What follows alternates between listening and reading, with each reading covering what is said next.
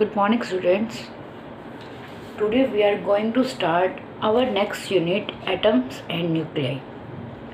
तो atoms and nuclei में first chapter है हमारा एटम्स का। तो हम स्टार्ट करने जा रहे हैं आज एटम के बारे में। सबको पता है कि जो मैटर है, मैटर कोई भी मैटर मतलब कोई भी चीज़ जो स्पेस ऑक्यूपाई कर रहा है, आप उसे क्या बोलते हैं? मैटर। जबकि मैटर होती है वो किससे मिलके बनी होती हैं? एटम्स से। ठीक है, clear? Matter made up of atoms.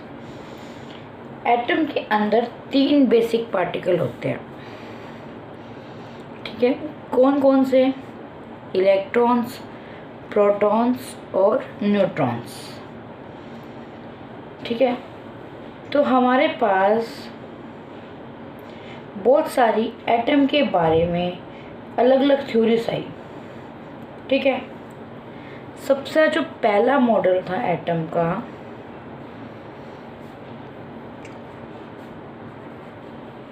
किसने दिया था आपको? जे थॉमसन ने। The first model of atom is given by the J Thomson. इस जे थॉमसन ने क्या कहा था? इस एटम को इसने कंपेयर कर दिया वाटरमेलन से, तरबूज से। कैसे इसने वाटरमेलन से कंपेयर किया? इसके अंदर आपको पता है वाटरमेलन में काले काले सीड होते हैं, जो मतलब बीज होते हैं ना, वो क्या कहते हैं, जो बीज है ना वो काले काले हैं। और वो काले काले हैं क्या बीज? इलेक्ट्रॉन्स। क्या है बेटा वो? इलेक्ट्रॉन्स। क्लियर? और जितना भी ये स्पेस बचा, जैसे लाल लाल जो हमारे पास होता है तरबूज का पार्ट, वो जो सारा लाल पार्ट है ना, वो पॉजिटिव चार्ज है। ठीक है, समझ आ गया? वाटरमेलन की तरह कंपेयर कर दिया। जो बीज होते हैं वो इलेक्ट्रॉन हैं, और जितना भी ये रेड रेड पोर्शन है वो क्या अपने पास पॉजिटिव चार्ज है। इसने ये बोल दिया। ठीक है, तो हमारे पास जे थॉमसन ने कुछ बातें कही। क्या बातें कही? उसने कहा हर एटम के पास क्या होता है? Negative charge.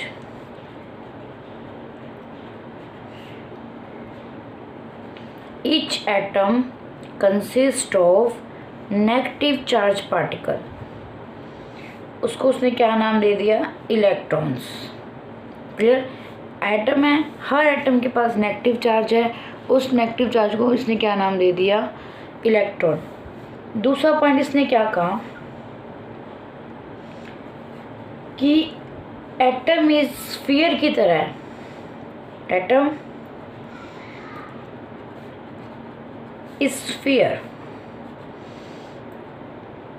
ठीक है, जिसके अंदर क्या है? Positive charge. ठीक है, और जिसकी हर जगह डेंस क्या है? सेम। कहने का मीनिंग है कि वो लाल सा जो होता है ना गुद्दा, वो क्या है? हमारे पास पॉजिटिव चार्ज है। और उसने कहा जो ये एटम होता है ना, इस एटम का साइज होता है 10⁻⁻10 मीटर। ठीक है, और इस एटम के अंदर ये लाल गुद्दा पॉजिटिव है और जो नेगेटिव है वो कौन है? इलेक्ट्रॉन है। इसने ये सारी बातें कही। क्लियर? ये सारी बातें इसने कह दी, पर प्रॉब्लम क्या आई? ये इसका जो मॉडल था वो रिजेक्ट हो गया। जो इसने फर्स्ट अपना मॉडल दिया एटम के बारे में, वो रिजेक्ट हो गया। कोई भी चीज़ रिजेक्ट कैसे होती है? देखो क्या हुआ होगा, कोई नया बंदा आया, नया साइंटिस्ट आया, उसने नई इन्फॉर्मेशन दे दी, नए एक्सपेरिमेंट से कुछ रिजल्ट दे दिए जो पिछले वाले से टैली नहीं हुए, तो वो फर्स्ट वाले की क्या बन गई? लिमिटेशंस। उसकी कुछ लिमिटेशंस भी थी। लिमिटेशन में लिखना चाहूँ तो अब तुम्हें समझ नहीं आएगी, तो हम पहले कहेंगे कि जो नेक्स्ट मॉडल होता है वही डिस्कस करते हैं। जो उसकी न्यू पॉइंट्स आए ना, वो फर्स्ट वाले की क्या बन जाएगी, लिमिटेशन। क्लियर। तो यहाँ से नेक्स्ट अपना मॉडल है रदरफोर्ड अल्फा स्कैटरिंग एक्सपेरिमेंट। क्या मीनिंग है इसका? रदरफोर्ड एक साइंटिस्ट है, किसको स्कैटर करवा रहा है वो? अल्फा पार्टिकल को। ठीक है, किसको स्कैटर करवा रहा है? अल्फा पार्टिकल को। क्या है ये एक्सपेरिमेंट? सबसे पहले मैंने एक वर्ड यूज़ किया, अल्फा। अल्फा पार्टिकल क्या होता है? आपके पास एक हीलियम का एटम है, उस हीलियम के एटम में से आपने 2 इलेक्ट्रॉन को रिमूव करवा दिया, तो इस पे क्या चार्ज आ जाएगा? डबली आयोनाइज्ड। ये क्या हो जाएगा? डबली आयोनाइज्ड। ठीक है, या इसको यूँ भी लिख सकते हैं, हीलियम 2+। जब हीलियम के एटम से 2 इलेक्ट्रॉन निकालोगे तो क्या हो गया? हीलियम 2+, डबली आयोनाइज्ड हो गया। ठीक है, तब इसे हम क्या बोलते हैं? Alpha particle. क्या बोलेंगे बेटा? Alpha particle. अब दूसरी बात आपने क्या याद रखनी है, इम्पोर्टेंट क्वेश्चन, अल्फा पार्टिकल पे चार्ज होता है, चार्ज ऑन अल्फा पार्टिकल कितना है? +2e। सेकंड पॉइंट आपने याद रखना है, इसका मास जो होता है ना 4 टाइम्स होता है प्रोटॉन के मास से। क्लियर।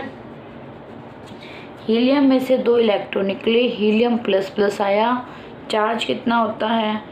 2e। मास क्या होता है? 4 टाइम्स मास ऑफ प्रोटॉन। इसे क्या बोलते हैं? Alpha particle.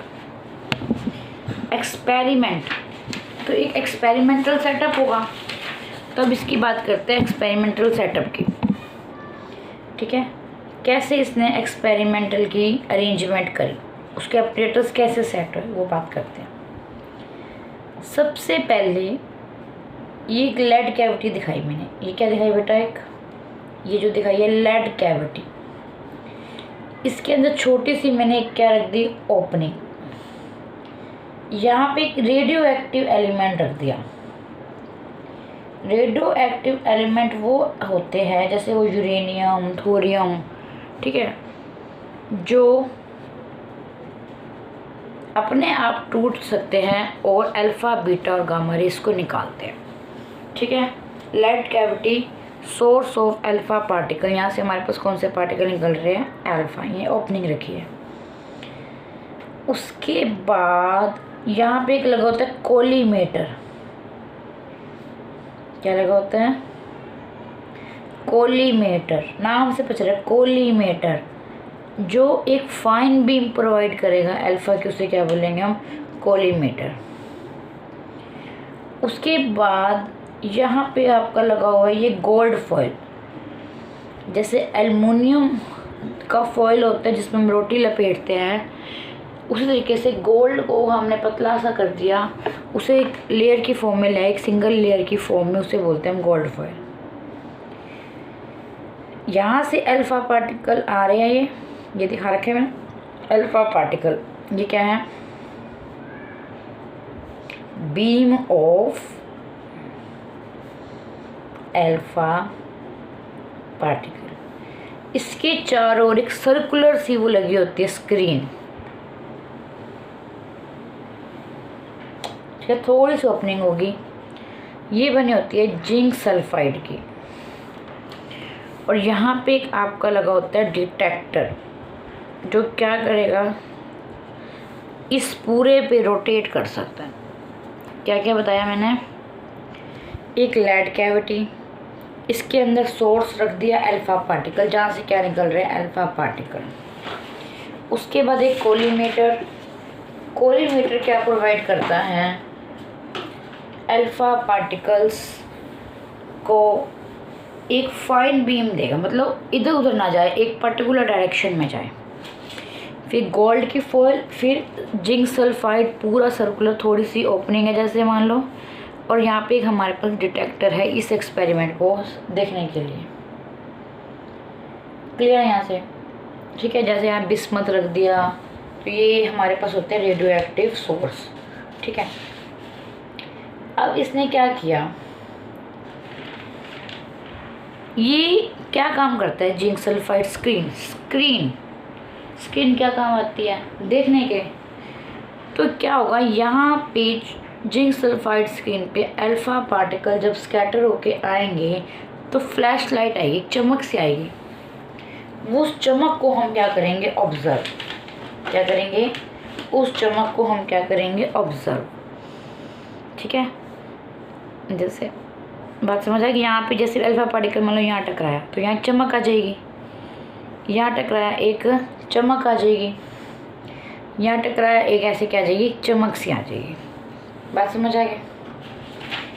अब इसको पूरे को हम क्या कर सकते हैं, स्क्रीन को जो ऊपर हमने डिटेक्टर लगाया ये मूवेबल है। क्या है बेटा, ये मूवेबल, मतलब ये मूव कर सकते हैं।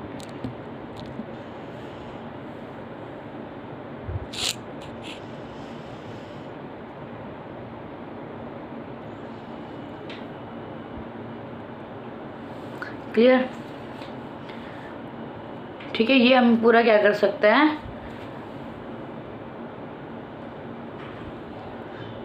मूवेबल डिटेक्टर स्क्रीन पे क्या कर सकते हैं, रोटेट कर सकते हैं। ये थोड़ा सा इश्यू आ जाता है ना क्लियर ना दिखने का, तभी बीच में सेट करना पड़ता है।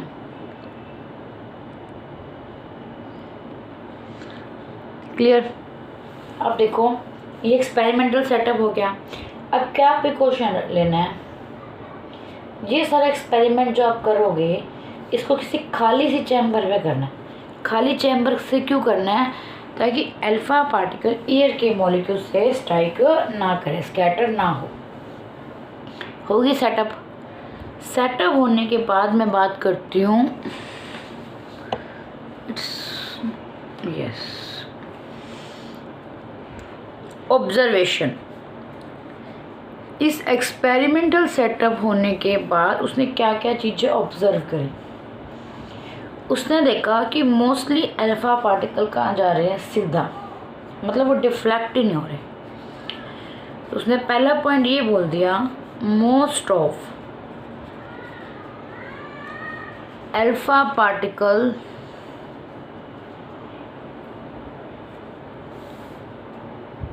क्या हो रहे हैं, अनडिफ्लेक्ट हो रहे हैं। ठीक है, past through the gold foil undeflected, सीधे जा रहे हैं most of the alpha particle. दूसरी बात उसने देखी, सम ऑफ अल्फा पार्टिकल बहुत कम, कितने, नियर अबाउट 0.14%। ठीक है, कितने परसेंट बेटा, 0.14%। कितने एंगल से डेविएट हो रहे हैं, 1 डिग्री एंगल से। ठीक है, greater than 1 degree. Some of alpha particle कितने लगा लो, नियर अबाउट 0.14%। वर कैसे पता चल रहा है उसे, यहाँ चमक से कि स्क्रीन पे कहाँ का चमक आ रही है, डिफ्लेक्टेड,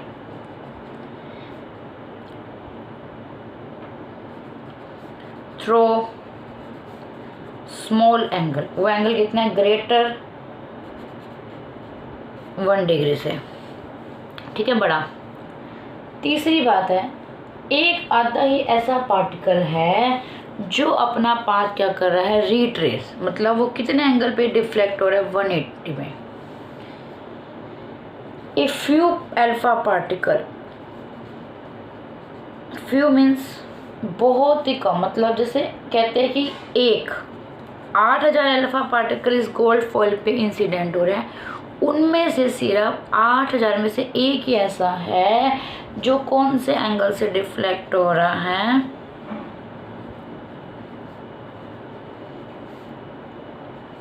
180 से। मतलब ऐसे आ रहा है, आते आते वो क्या चला गया, पीछे पाथ रिट्रेस कर लेगा थ्रू एंगल 180। क्लियर। उसके बाद ये जो एक्सपेरिमेंट करा, एक्सपेरिमेंट करने के बाद इसने ग्राफ बना दिया। थीटा जैसे मान लो ये स्कैटरिंग, या ऐसे जाना था, ऐसे स्कैटर हो गया, तो ये क्या हो गया इसका स्कैटरिंग एंगल। और एन थीटा पे, थीटा क्या है स्कैटरिंग एंगल, एन क्या है यहाँ पे, एन थीटा में लिखा है number of alpha particle per unit area to reach the screen, मतलब कितने number of alpha particle scatter हो रहे हैं, और थीटा के बीच में हमने क्या बना दिया ग्राफ। ठीक है, ऐसे जो जो अल्फा पार्टिकल स्कैटर होते हैं उनके ऐसे रीडिंग नोट करी। रीडिंग नोट करने के बाद एक अप्रोक्सीमेटली सा ग्राफ बना दिया। ग्राफ आएगा इस तरीके से, ये अप्रोक्सीमेटली ग्राफ है। और इस अप्रोक्सीमेटली ग्राफ के बाद एक फॉर्मूला गिवन है, ये हमें डिराइव नहीं करना, डायरेक्ट याद रखना है। कितने number of alpha particle scatter हुए, कैसे दोगे, directly proportional to 1/sin 4 theta by 2, या कह सकते हो इनवर्सली प्रोपोर्शनल टू sin की पावर 4 थीटा बाई 2। थीटा क्या है स्कैटरिंग एंगल, एन क्या है number of particle scatter. Clear, ये सब बातें समझ आ गई। उसने क्या ऑब्जर्व किया, पहला पॉइंट, सारे क्या मतलब मोस्ट ऑफ सीधे जा रहे हैं, कुछ है जो 1 डिग्री से ज़्यादा डेविएट हो रहा है, एक आधा ऐसा पावेगा जो 180 पे डेविएट हो रहा है, मतलब अपने पाथ को क्या कर रहा है रिट्रेस। क्लियर, इन सब की बेसिस पे ये थी ऑब्जर्वेशन, उसने कुछ कंक्लूजन्स निकाले, मतलब रिजल्ट निकाले। तो next heading will be conclusion. पहला पॉइंट इसने क्या कहा था कि most of alpha particle go straight. अगर most of alpha particle go straight, it means क्या है, वहाँ यहाँ पे कोई गोल्ड किससे मिलके बना, एटम से, तो मतलब एटम है यहाँ पे बहुत सारे। अगर सारे अल्फा वाले सीधे ही निकलते जा रहे हैं, इट मीन्स कि एटम के अंदर स्पेस खाली है। अगर कुछ होता तो वो टकराते, स्कैटर होते किसी न किसी एंगल पे। अगर वो बहुत ही सीधे जा रहे हैं वो मोस्टली, तो मतलब कि एटम के अंदर मोस्टली स्पेस क्या है, एम्प्टी। तो उसने पहला पॉइंट ये किया, most of space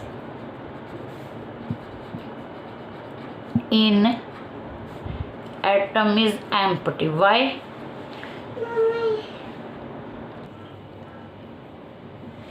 most of space in atom is empty. Why?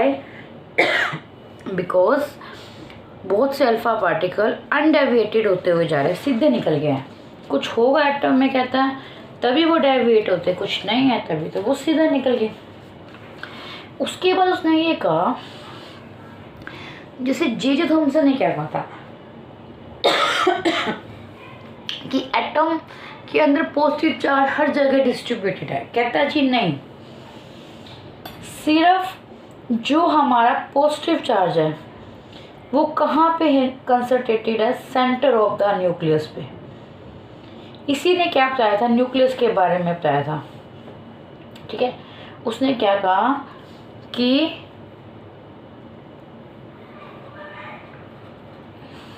Heavy and positive charge region in an atom were concentrated। मतलब क्या है कि जो कह रहा है कि पॉजिटिव चार्ज हर जगह फैला नहीं हुआ एटम में, कहाँ पे है, सेंटर ऑफ एटम। कहाँ है, centre of atom in a very small reason.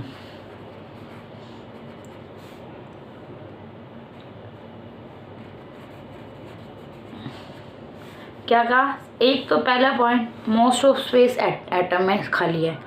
दूसरा पॉइंट जो हमारे पास ये पॉजिटिव चार्ज है तो इसका मतलब मास क्या है, ज़्यादा है। और ये पॉजिटिव चार्ज एटम में हर जगह फैला ना होगा, एक छोटे से रीजन में फैला हुआ है। उस छोटे से रीजन को उसने नाम क्या दिया था, न्यूक्लियस। क्या नाम दिया था, न्यूक्लियस। ये लाइन में पूरी नहीं लिखोगे, जस्ट समझाने के लिए लिखा है। तुम्हें नोट्स या बुक्स फॉलो करनी है अपनी खुद की। नोट्स तो फॉलो करने ही नहीं, उसके अगेंस्ट होती हूँ हमेशा मैं आपको बताइए। Just you have to follow your books, ठीक है। तीसरी बात उसने ये कहा, अब एटम में इलेक्ट्रॉन्स भी तो होते हैं। ये कहता है जो इलेक्ट्रॉन होते हैं ना वो बहुत ही हल्के होते हैं। देखो प्रोटो ये अल्फा पार्टिकल आ रहे हैं वो पॉजिटिव, न्यूक्लियस के अंदर पॉजिटिव, इलेक्ट्रॉन पे क्या है नेगेटिव। तो इलेक्ट्रॉन भी तो अल्फा पार्टिकल को स्कैटर कर सकते थे, पर इलेक्ट्रॉन स्कैटर नहीं करेंगे। कहता है क्यों, क्योंकि वो बहुत ही हल्के हैं, जिसकी वजह से अल्फा पार्टिकल की मोशन पे कोई भी इफेक्ट नहीं पड़ेगा। Electron being very light do not affect the motion of alpha particle. Clear. अब एक और बात है, देखो ये समझाऊंगी सिर्फ मैं तुम्हें। जैसे ये देखो ये अल्फा पार्टिकल है, I will not right here, सिर्फ समझो। अल्फा पार्टिकल पे क्या है, प्लस। ये सेंटर में एक एटम के यहाँ पे भी क्या है, प्लस, ठीक है।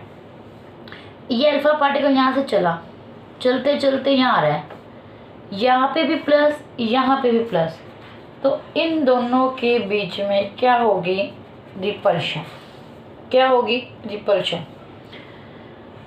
तो कहने का मीनिंग है कि अब जैसे अल्फा पार्टिकल ये आ रहा है तो ये क्या कर रहा है, मोशन में। ये पॉइंट ध्यान से समझना, इसी पे आगे सारा चलेगा। ये अल्फा पार्टिकल आ रहा है तो क्या है, मोशन। मोशन है तो बेटा इसकी क्या है, काइनेटिक एनर्जी, हाफ mv का स्केयर। अल्फा पार्टिकल धीरे धीरे आगे बढ़ रहा है, जैसे मान लो यहाँ से ऐसे बढ़ता जा रहा है, बेचारा बढ़ रहा है। पर ये जो हमारे पास न्यूक्लियस के ऊपर पॉजिटिव चार्ज है, ये इस पे क्या करेगा, रिपल्शन करेगा। क्यों, दोनों प्लस प्लस है, एक दूसरे को रिपेल। ये इसको अपने पास नहीं आने देगा, ये कहेगा नहीं मेरे पास नहीं आना।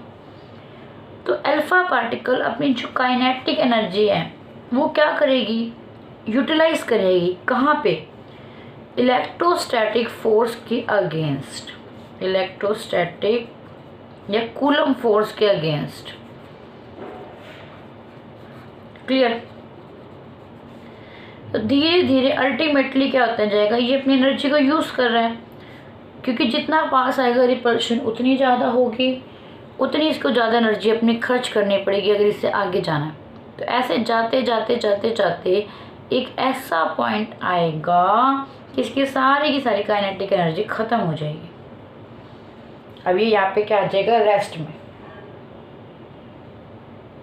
अब न्यूक्लियस और अल्फा पार्टिकल में रिपल्सिव लगेगी, रिपल्शन के कारण ये अपना पाथ क्या कर लेगा, रिट्रेस, और कितने एंगल पे डिफ्लेक्ट हो जाएगा, ये 180 डिग्री पे। समझाई बात। ये दोनों प्लस है, अल्फा पार्टिकल मोशन में है तो इसकी काइनेटिक एनर्जी है। ये काइनेटिक एनर्जी कहाँ यूज़ होगी, इस कूलम फोर्स के अगेंस्ट काम करने में। अगर इसे आगे जाना है तो ऐसे ऐसे करते करते इसकी काइनेटिक एनर्जी ख़त्म होती जा रही है। जैसे ये एक पॉइंट आया, ये क्या हो गया, रेस्ट भी हो गया, तो यहाँ पे इसकी काइनेटिक एनर्जी 0 होगी और वो किस में कन्वर्ट हो जाएगी, पोटेंशियल एनर्जी में। क्लियर।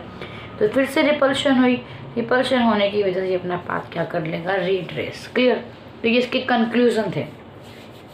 तो इतना तुम आज करना तैयार। उसके बाद हमारा नेक्स्ट टॉपिक रहेगा, बहुत इजी यूनिट है, अंडरस्टैंडिंग करो सिर्फ। उसके बाद बुक में से पढ़ो, पढ़ते ही तुम्हें ये टॉपिक क्लियर हो जाना है। इसके बाद नेक्स्ट पढ़ेंगे हम इम्पैक्ट पैरामीटर क्या होता है। और रदरफोर्ड ने एक इन्फॉर्मेशन दी थी, उसने न्यूक्लियस के बारे में बताया और साइज ऑफ न्यूक्लियस भी मेज़र किया। क्या मेज़र किया, साइज ऑफ न्यूक्लियस। तो next topic will be about impact parameter, distance of closest approach, वो क्या मेज़र करेगा, साइज ऑफ द न्यूक्लियस। फिर हम पढ़ेंगे रदरफोर्ड एटम मॉडल के पोस्टुलेट और इसके क्या होते हैं ड्रॉबैक्स। फिर उसके बाद एक हमारा आया bore atom model. So thank you so much, have a nice day. पढ़ते रहिए, एंजॉय करते रहिए और अच्छे मार्क्स लेके आइए। Bye bye.